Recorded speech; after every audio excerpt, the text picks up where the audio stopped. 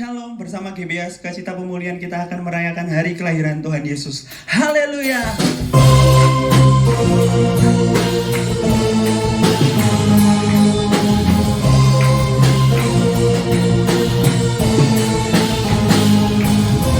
Mari berikan pujian yang terbaik buat Tuhan kita. Sebab Dia telah datang ke dunia ini.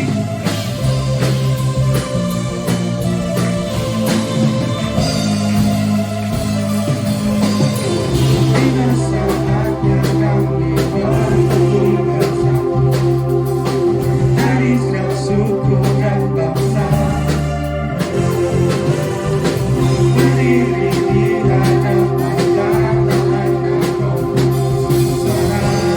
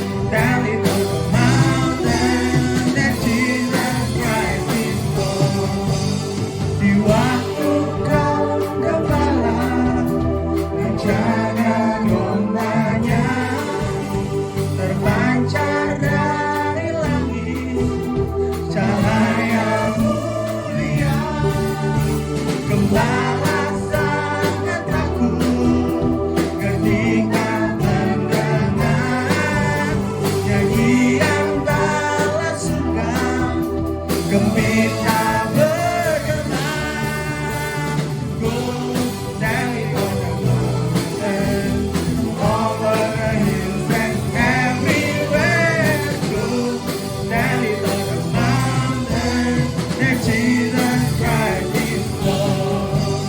Di waktu kau gembala menjaga dombanya, terpancar dari langit cahaya mulia.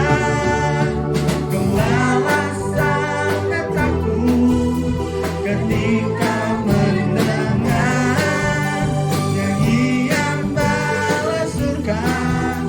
Gembira menggegah, go tell it on the mountain, over the hills and everywhere. Go tell it on the mountain that Jesus Christ is Lord.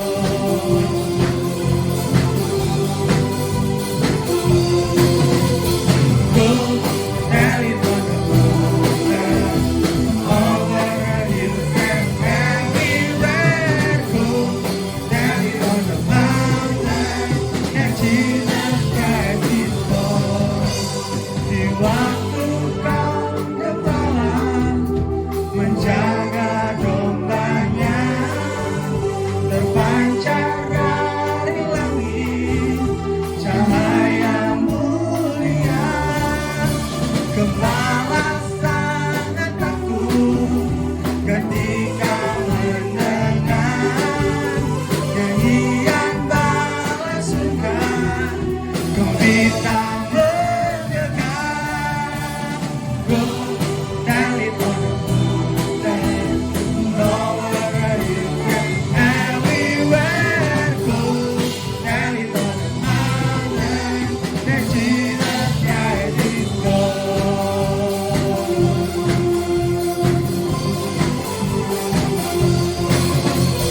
Go tell it on the mountain, over the hills and everywhere. Go tell it on the mountain that Jesus Christ is Lord. That Jesus Christ is Lord. That Jesus Christ is Lord.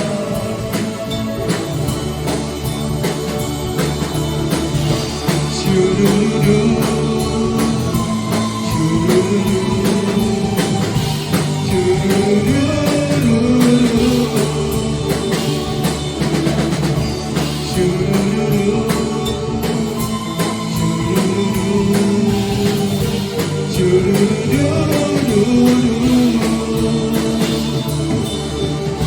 surga bergema, lahir Raja mulia, yang sejahtera turun. Bangsa-bangsa bangkitlah dan bersorak serta menaklukkan kabar baik. Lahir Kristus mengajaib, kita surga bergema, lahir Raja mulia. Shoo-doo-doo-doo, shoo-doo-doo-doo, shoo-doo-doo-doo-doo. Surga disembah, Kristus Raja yang bekal dalam dunia dan Maria dan firman Allah yang kekal dalam anak yang kecil. Nyatalah Immanuel, kita surga bergema, lahir Raja mulia. Shoo-doo-doo-doo, shoo-doo-doo-doo, shoo-doo-doo-doo-doo. Cahaya yang besar, surya hidup yang benar, bukan dunia hingga tak memandang dirinya maupun diterimanya, lahir untuk memberi hidup baru abadi. Kita surga bergema, lahir raja mulia. Curururu,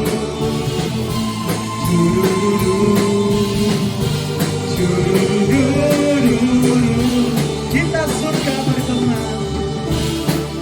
bergema, lahir raja mulia, mulia sejahtera, surga bangsa-bangsa bangkitlah dan bersoraklah serta menaklukkan kabar baik, lahir Yesus ajaib. Kita surga bergema, lahir raja mulia. Kita surga bergema, lahir raja mulia. Kita surga bergema, lahir raja mulia. Shururu, shururu, shururu.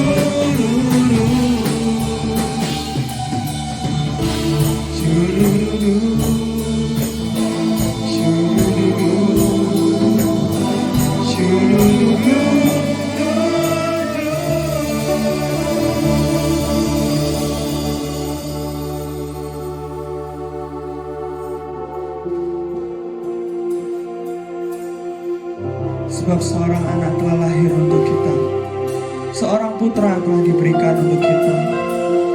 Lambang pemerintahan ada di atas bahunya, dan namanya disebutkan orang Penasehat ajaib, Allah yang perkasa, Bapa yang kekal, dan Dia Raja damai.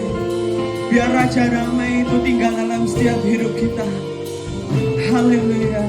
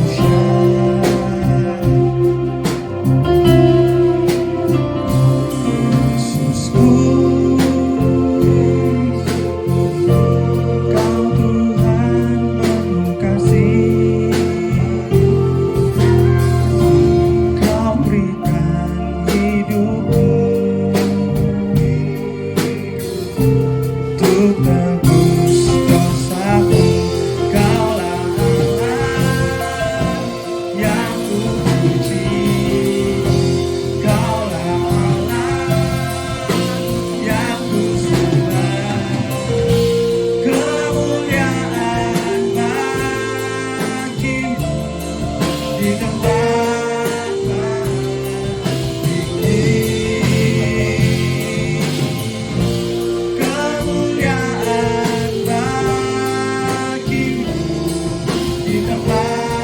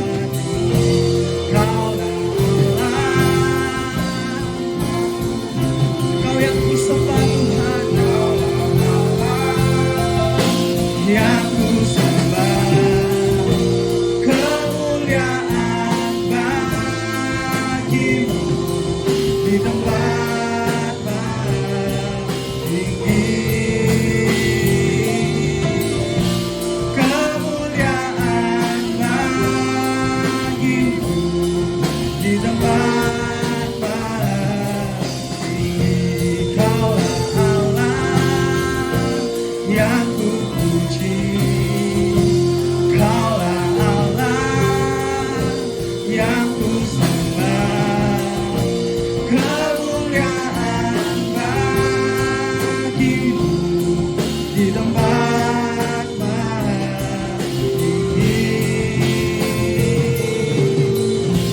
Kemuliaan bagimu di tempat maha tinggi. Kemuliaan bagimu di tempat maha tinggi. Kemuliaan bagimu di tempat maha tinggi. Di tempat maha tinggi. Di tempat maha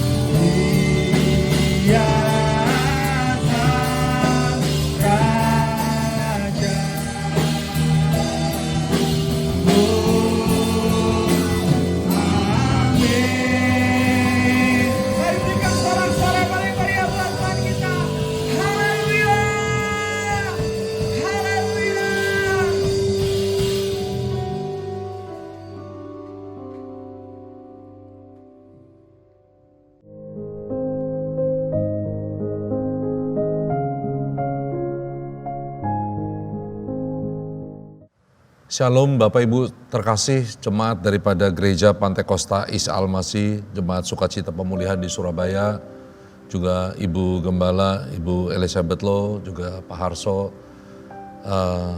Pada kesempatan yang indah ini saya mau mengucapkan selamat Hari Natal tahun 2020. Ya, dan kita hari ini bersyukur kita masih bisa merayakan Natal dan kesempatan ini.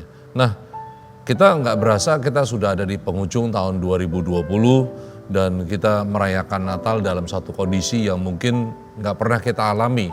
Ya, kita di tengah-tengah pandemi yang ada, kita tidak bisa merayakan sama dengan apa yang kita lakukan di masa-masa yang lampau. Nah, karena satu keadaan baru yang harus kita hadapi. Namun saya mau katakan begini, bahwa keterbatasan, hambatan-hambatan apapun juga yang kita sedang hadapi seharusnya tidak mengurangi akan makna daripada Natal itu.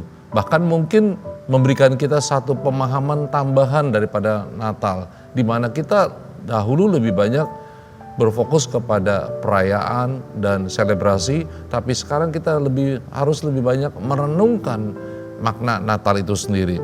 Nah, sebelum lebih lanjut, saya ingin membacakan satu nats firman Tuhan di dalam Yesaya pasal ke-9 ayat 5 dan ke-6.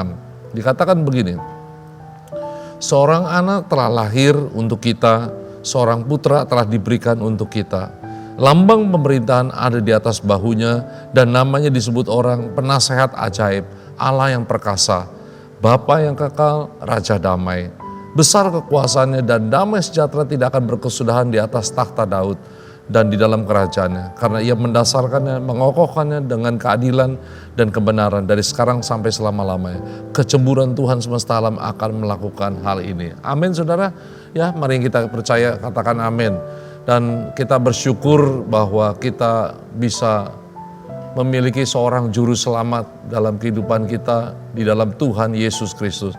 Nah, untuk lebih memahami itu semua itu, saya mau katakan yang pertama yang harus kita pahami adalah mengapa seorang juru selamat harus datang dalam kehidupan, dalam dunia ini, dalam kehidupan saudara dan saya, kita semua.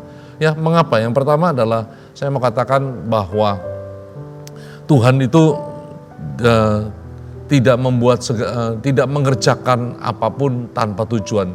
Tuhan tidak sekedar mengisi waktu atau membuat sebuah acara, tetapi Tuhan punya tujuan. Tuhan punya tujuan. Dalam Amsal pasal 16 ayat 4 dikatakan, Tuhan membuat segala sesuatu untuk tujuannya masing-masing. Amin, saudara. Tuhan membuat segala sesuatu untuk tujuannya masing-masing.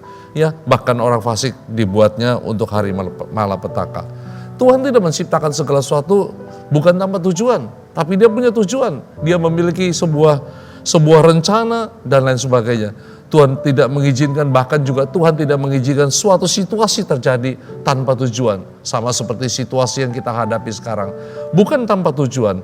Dan juga Tuhan tidak datang ke dalam dunia ini bukan tanpa tujuan, tetapi Dia memiliki satu tujuan. Nah, karena itu apa sih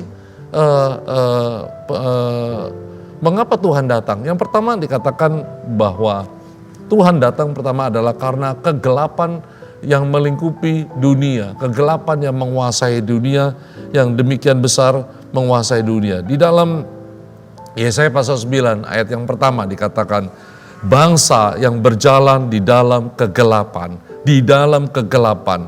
ya, lalu dia telah melihat terang yang besar. Kita perhatikan bangsa yang berjalan dalam kegelapan yang saat itu ribuan tahun, 2000-an lebih tahun yang lampau menguasai dunia, dan kegelapan juga yang sama mungkin menguasai anak-anak Tuhan dan manusia saat ini. Kegelapan yang didatangkan karena kondisi pandemi, yang juga mungkin didatangkan bukan karena kondisi pandemi, tapi itu yang terjadi sehingga membuat banyak orang mengalami ketakutan, ketidakpastian dan lain sebagainya. Itu dia. Lalu yang kedua, kenapa Tuhan datang? Tuhan datang adalah karena begitu besar kasih Allah akan saudara dan saya. Karena begitu besar. Saya ambil dari Mazmur 103 ayat ke-13-14. Seperti Bapa sayang kepada anak-anaknya, seperti Bapa sayang kepada anak-anaknya, demikian Tuhan sayang kepada orang-orang yang takut akan Dia.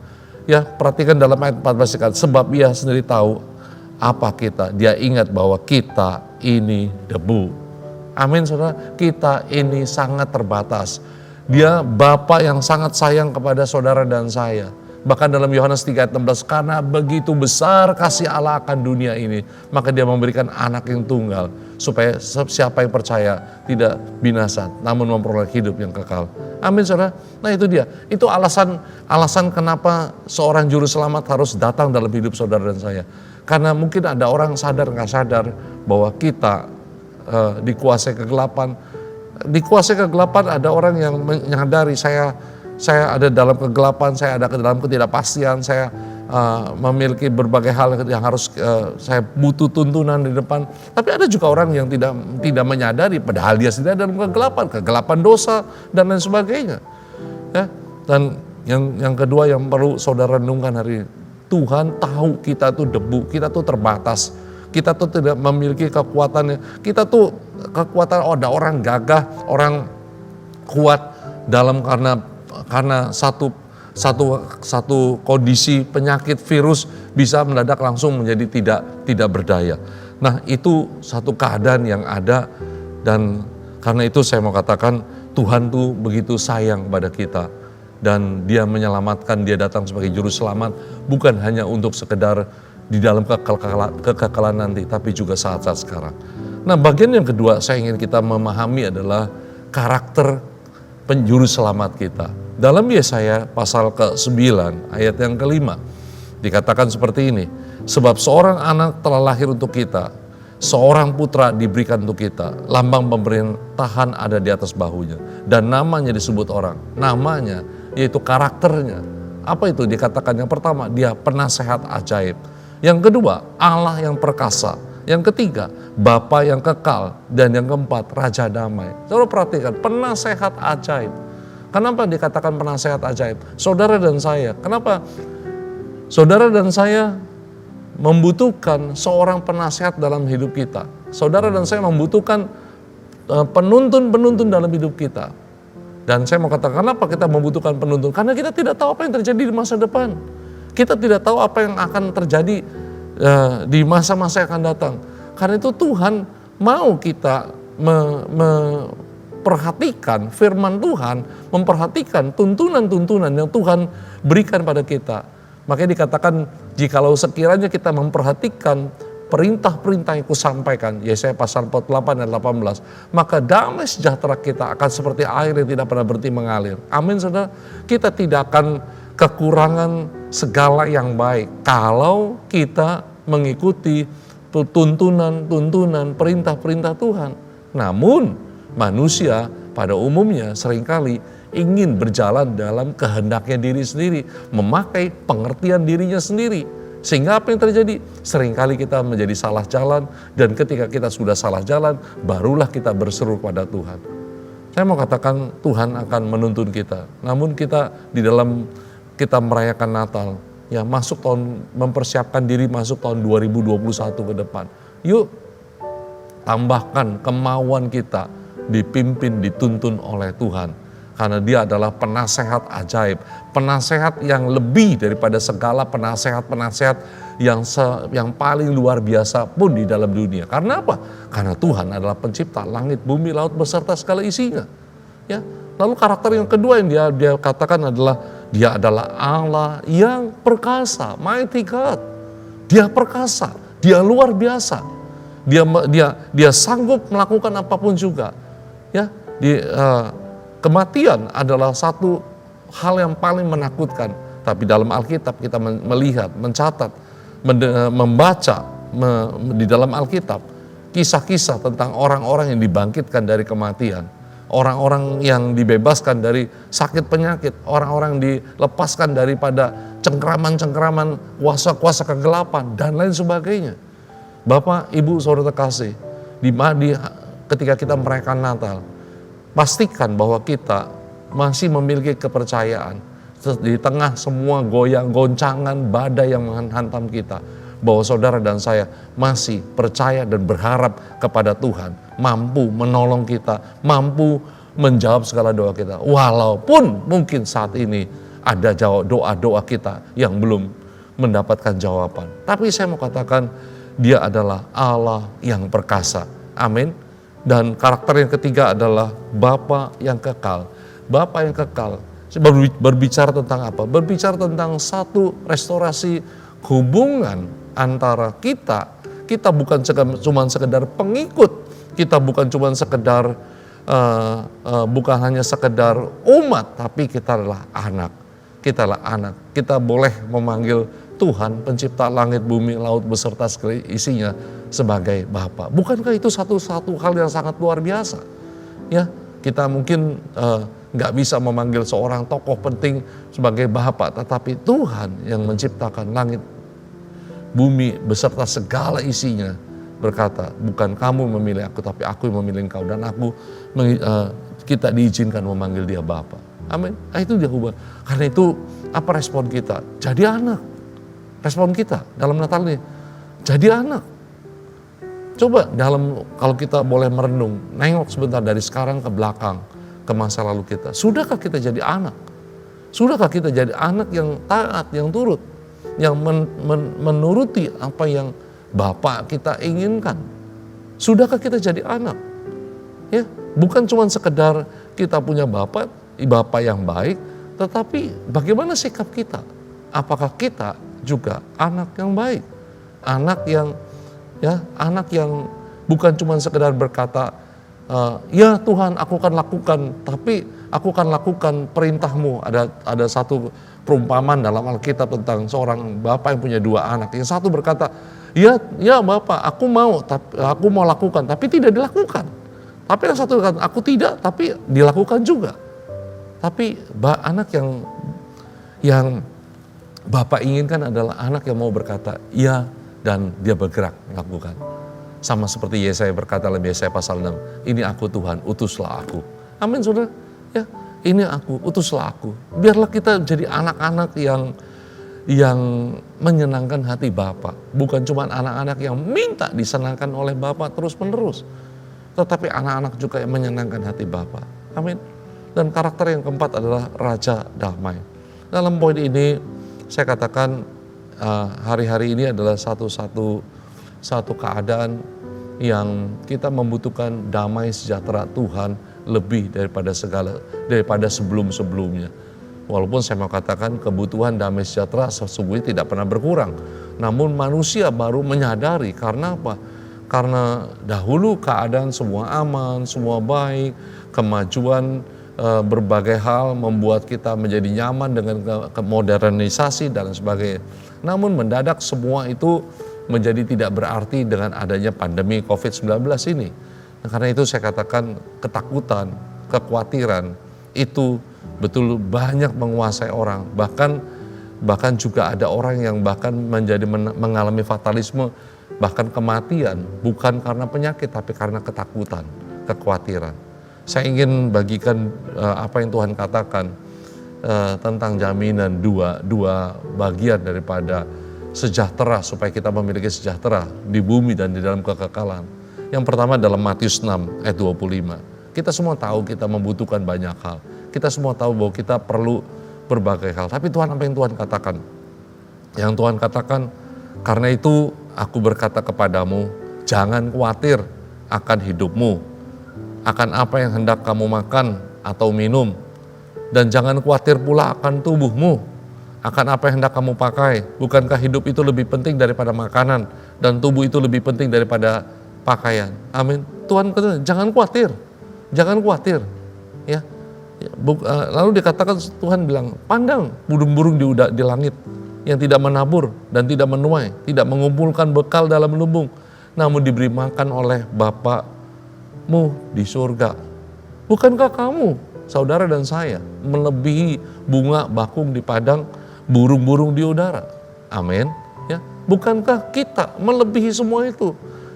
Dan saya mau katakan, kalau kita menyadari ketika kita merayakan Paskah atau Jumat Agung di bulan-bulan April, kita mengingat kematian Tuhan Yesus menebus kita. Ya, saya mau katakan, untuk burung dan segala benda yang lain, Tuhan tidak perlu berkorban buat kita. Tapi untuk saudara dan saya, Tuhan berkorban. Dan karena itu saya mau katakan, jangan khawatir akan hal-hal apa yang kita perlukan. Betul, kita perlu mengerjakan apa yang harus kita kerjakan untuk bertanggung jawab atas kehidupan yang kita jalani. Tetapi kita harus jalankan, kerjakan dengan sejahtera, dengan percaya, bukan dengan kekhawatiran. Sekali lagi saya mau katakan, kekhawatiran akan membunuh iman kita. Akan membunuh iman kita. Ingat tentang perumpamaan penabur. Benih yang ditaburkan di tanah yang jalan keras, habis. Benih yang berbatu, habis. Ya, tumbuh sebentar, hilang. Benih yang bercampur dengan ilalang, Apa kekhawatiran, kenikmatan, kekhawatiran dan sebagainya. Satu kali kita seperti ada musuh di dalam diri kita, kekhawatiran itu. Maka itu Bapak Ibu Saudara kasih, ya saya mau katakan, saudara bisa khawatir, saya pun bisa khawatir. Tetapi apakah kekhawatiran mau kita izinkan berkuasa atas hidup kita atau tidak? Itu pilihan kita. Itu pilihan kita. Ya, nanti saya di bagian terakhir saya sampaikan bagaimana kita bisa mengalahkan kekhawatiran. Ya, tetapi di sini dia, Tuhan berkata, jangan kamu khawatir. Ya, pandang burung-burung di udara. Amin. Ya, nah apa yang Tuhan katakan tentang kekhawatiran di dalam Yohanes pasal 14 ayat 1 sampai 2. Tuhan katakan, jangan gelisah hatimu. Percayalah kepada Allah, percayalah juga kepadaku. Ya, Yohanes 14, 1 dan 3 berbicara tentang, sering kita pakai ayat tentang menghadapi kematian dan sebagainya. Bahkan ayat 2 dikatakan, di rumah Bapakku banyak tempat tinggal. Jika tidak demikian, tentu aku mengatakannya kepadamu. Sebab aku pergi ke situ menyediakan tempat bagimu. Ya, Bapak Ibu Saudara kasih, jangan khawatir. Tuhan datang sebagai Raja Damai, memberikan kita kepastian bahwa kita ketika kita menyelesaikan kehidupan kita di atas bumi ini, kita punya tempat di rumah Bapa di surga. Dan Tuhan, Juru Selamat kita, Raja Damai kita, menjamin itu karena Tuhan pergi ke sana, menyediakan tempat bagi saudara dan saya. Dan dikatakan dalam ayat ketiga, supaya di tempat di mana Dia berada, Tuhan Yesus berada, kita ada di sana. Dia ingin memastikan itu. Amin. Nah, kan saya mau katakan, dan itu adalah satu bagian, sekali lagi, mengapa Juru Selamat harus datang. Sekali lagi, karena sesuatu yang mencengkram kita, kegelapan dunia, yang menguasai kejahatan moral, dan segala kejahatan-kejahatan manusia yang lain, yang mencoba menguasai dunia, mencekram, dan di firman Tuhan bahkan dikatakan di hari-hari di akhir zaman makin lama akan jadi makin jahat. Dan kedua adalah karena begitu besar kasih Allah, Dia tidak pernah akan biarkan saudara dan saya berjalan sendirian di dalam kegelapan tersebut. Tapi dan Tuhan peduli karena Dia sadar kita itu debu, maka itu Dia kirimkan Juru Selamat. Yang dikatakan karakternya apa? Dia penasehat ajaib. Ikuti nasihat Tuhan. Jangan menyimpang ke kanan ke kiri. Kalau kita tidak menyimpang ke kanan ke kiri, kita akan melihat padang berumput hijau. Air yang tenang menyegarkan jiwa kita. Kalaupun kita lewat lembah kekelaman, kita tidak akan berputar-putar dalam lembah kekelaman. Kita akan keluar sebagai pemenang. Amin, saudara. Ya, lalu dikatakan Dia Allah yang perkasa, di mana kita bisa menggantungkan hidup kita, mempercayakannya, dan kita bisa berharap pada Tuhan. Dia Bapa yang kekal. Kita bukan sekedar orang biasa. Di dunia kita banyak ditolak orang, tapi Bapa menerima kita. Dan karakter keempat, Dia adalah Raja Damai, memberikan sejahtera bagi kita, menghapuskan segala ketakutan, menghancurkan belenggu-belenggu ketakutan yang membuat kekuatan kita jadi kecil.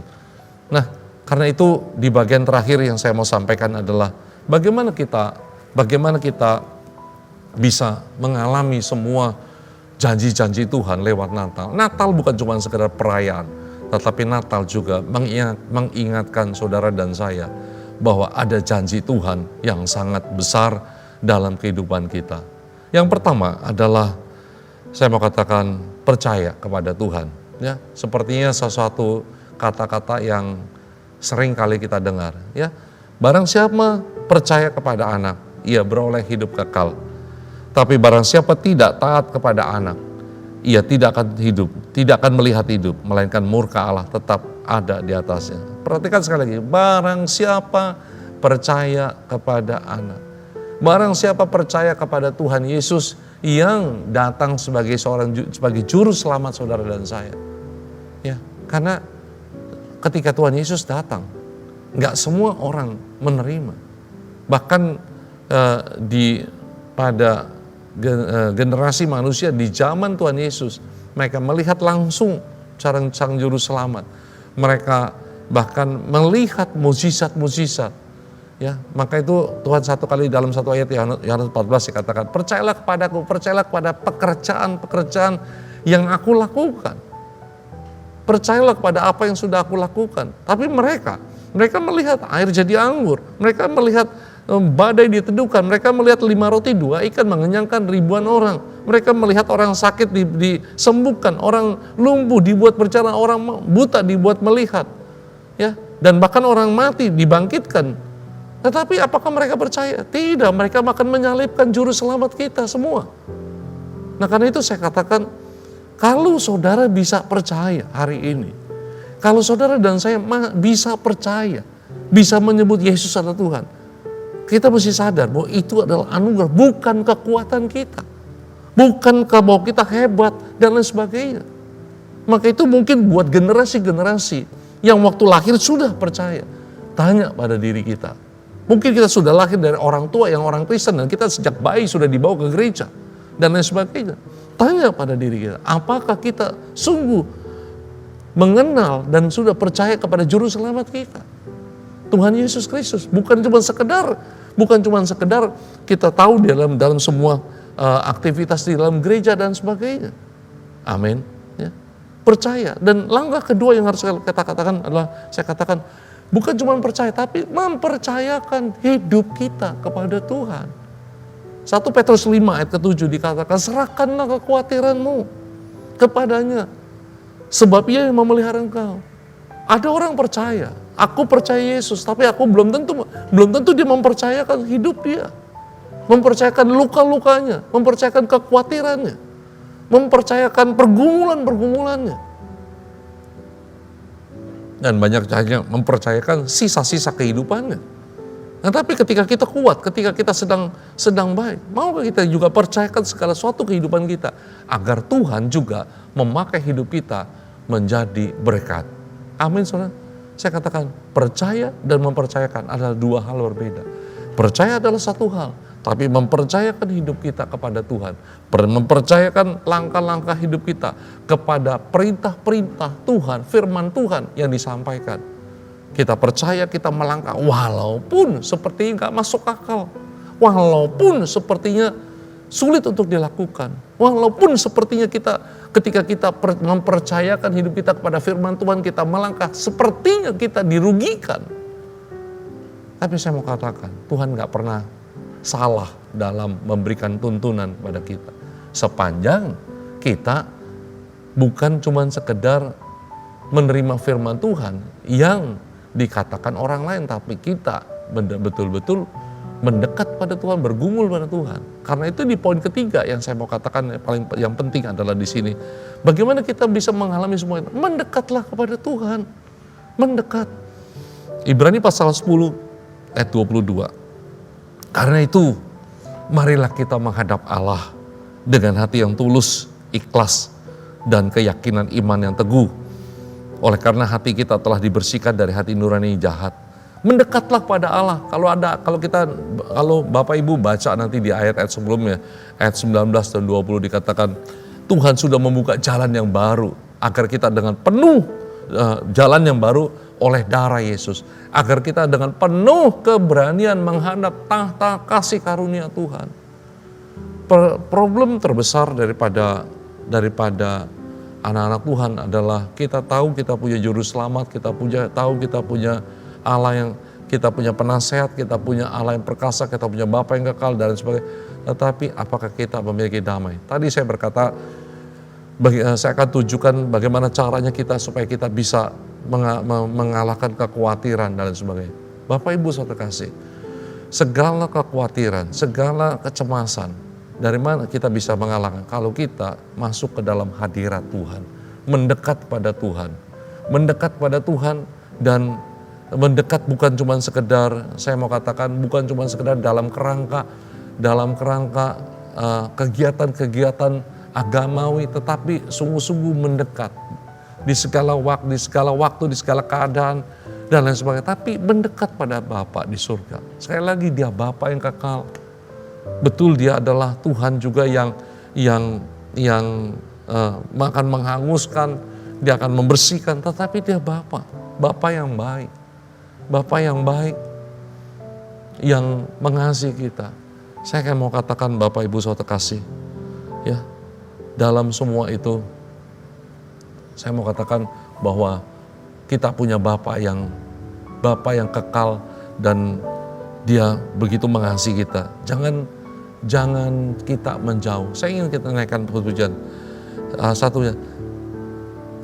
Kau beri yang ku pinta, saat ku mencari, ku mendapatkan.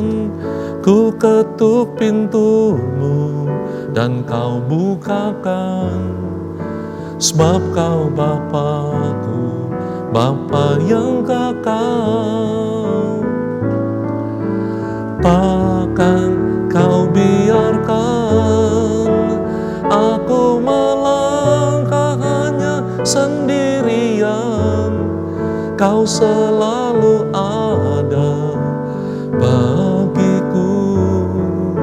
Sebab kau Bapa-Ku, Bapa yang kekal. Bapak Ibu Saudara kasih, datang mendekat pada Tuhan. Datang mendekat, percayakan hidup setiap saudara dan saya. Dan mendekat pada Tuhan. Karena Dia Bapa yang baik, Bapa yang luar biasa. Dan Dia akan memberikan apa yang kita pinta.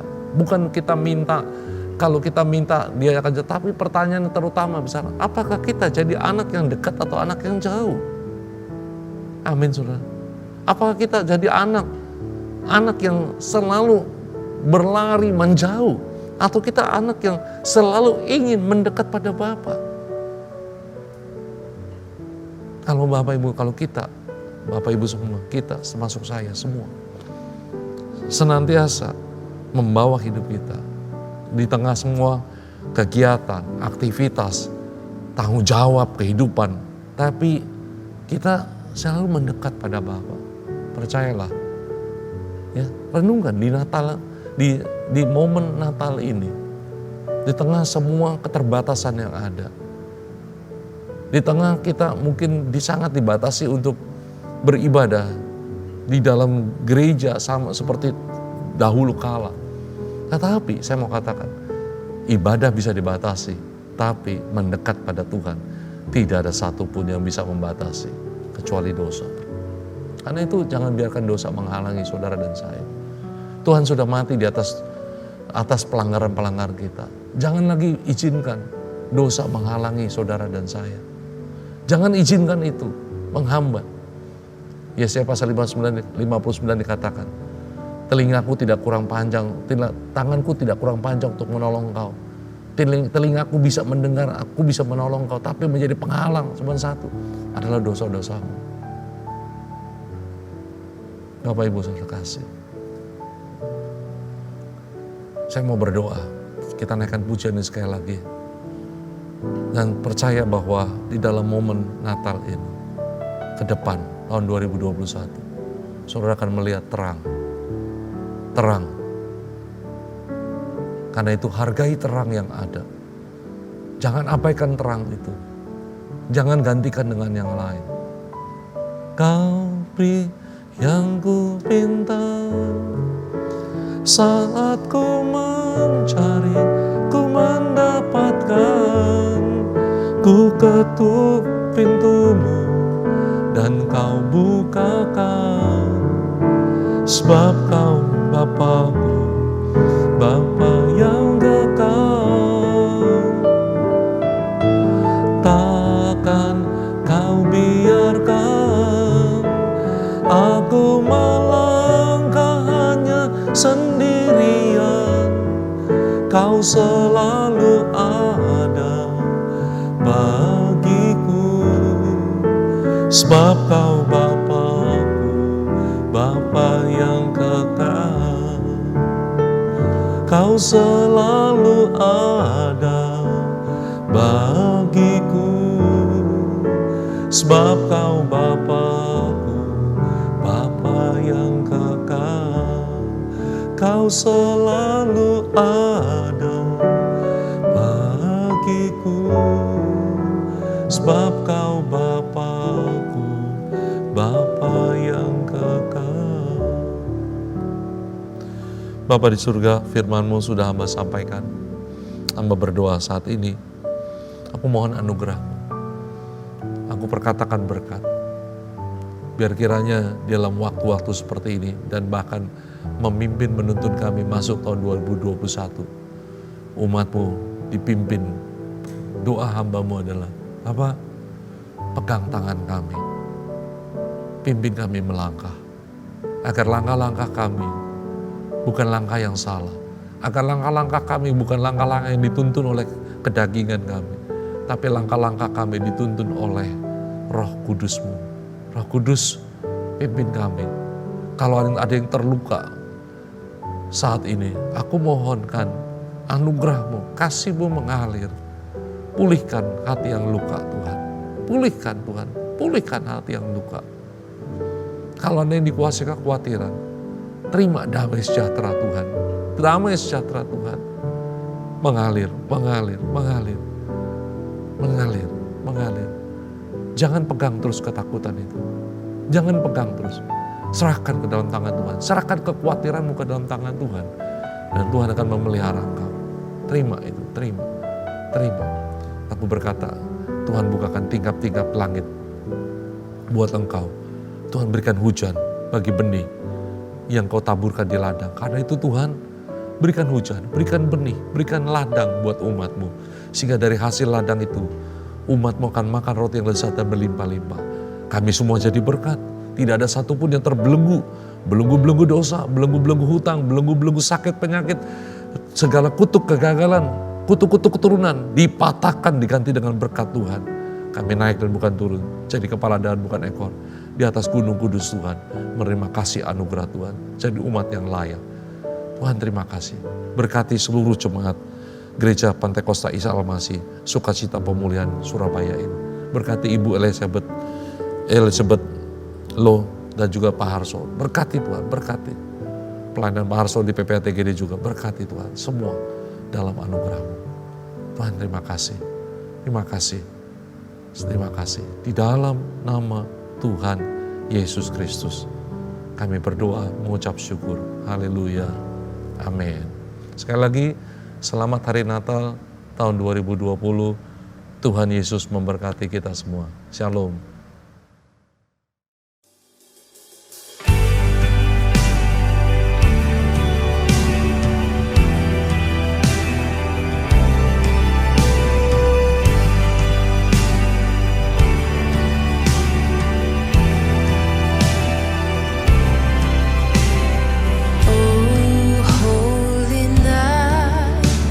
Stars are brightly shining.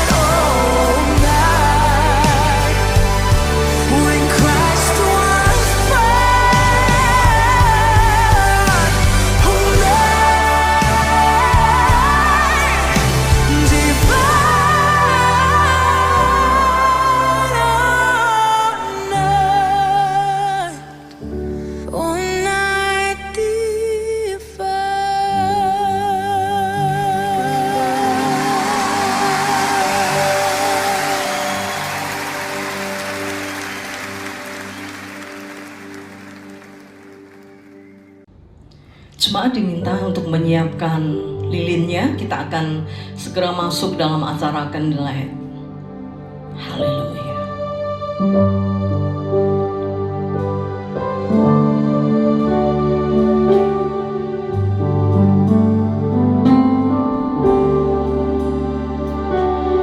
Malam kudus, sunyi senyap. Siapa yang belum lelah? Ayah bunda yang tinggallah terus jaga anak yang maha kudus. Kristus anak Daud,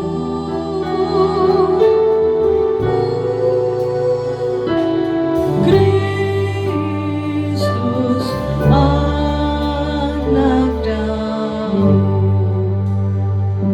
Bicara tentang damai sejahtera hari-hari ini, sesuatu yang mungkin sulit untuk didapatkan di dalam masa pandemi yang berdampak di dalam banyak hal, dalam ekonomi, dalam kesehatan, dalam pekerjaan.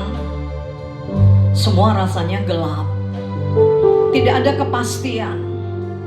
Tetapi malam hari ini kita patut bersyukur kepada Tuhan. Dia Allah yang rela menjadi manusia, lahir di dunia untuk menyelamatkan engkau dan aku. Tidak hanya untuk kehidupan yang akan datang, tetapi untuk kehidupan yang sekarang. Dia sangat berdampak di dalam hidup kita. Karena yang lahir hari ini, Dia adalah Raja Damai.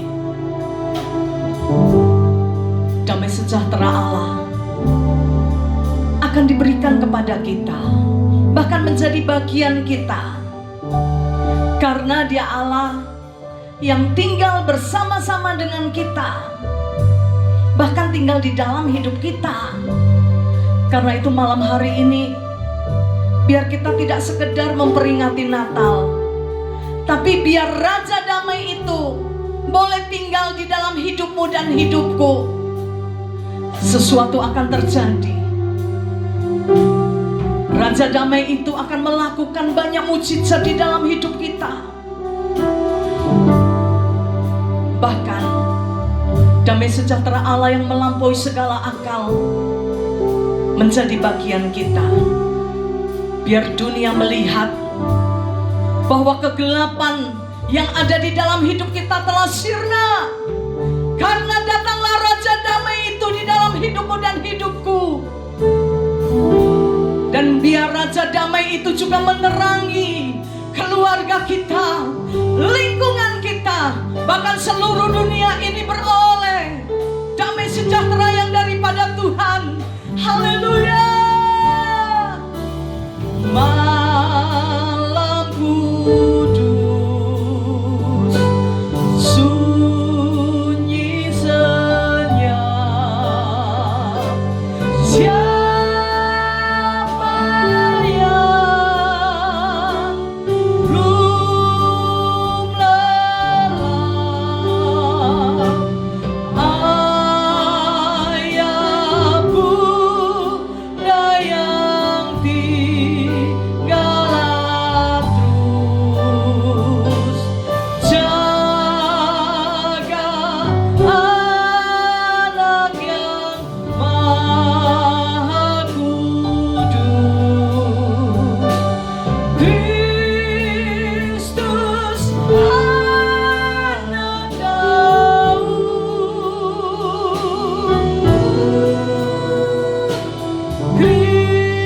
Kristus anak Daud.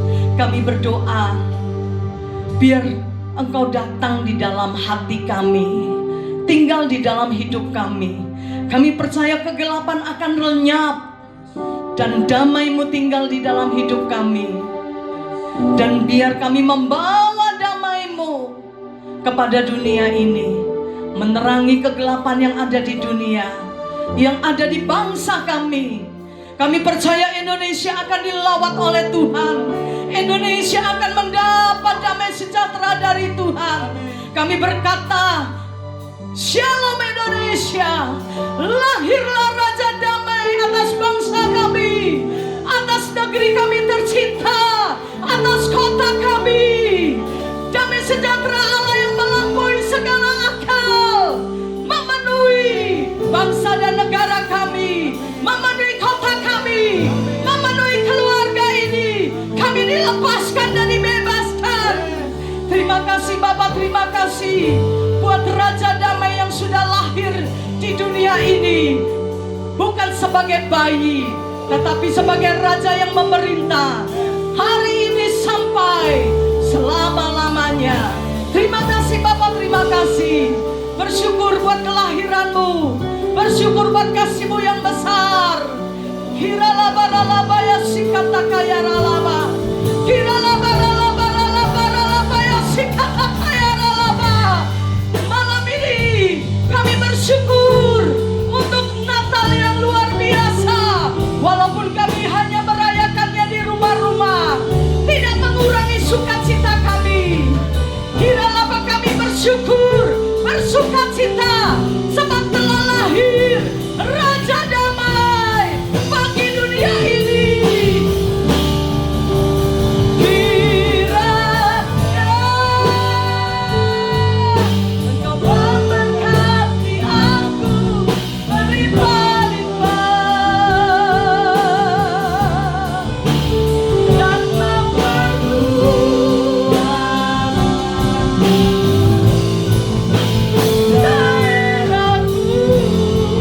Mari angkat tangan dan hatimu, terima yang terbaik dari Tuhan. Tanganmu menyertai aku dan melindungi aku daripada malapetaka, sehingga kesakitan tidak menimpa aku. Sikata kaya ralaba. Yang terbaik dari Tuhan kami terima, karena Raja Damai itu telah ada di dalam hidup kami. Terima kasih Bapa, terima kasih Engkau memberkati apa saja yang kami lakukan dan Tuhan buat berhasil. Kami angkat tangan ke surga.